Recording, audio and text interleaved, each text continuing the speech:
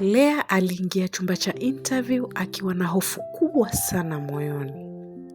Lakini alijua hii ndio ilikuwa nafasi yake ya mwisho. Aliketi chini akiwa na hofu kubwa sana moyoni mwake. Walianza kupitia CV yake kwa umakini mkubwa sana. Lea aliwatazama kwa hofu na matarajio makubwa sana. Kila kitu kilisimama kwa sekunde kadhaa. Hakuna aliyesema neno lolote lile. Ukimya ulitanda.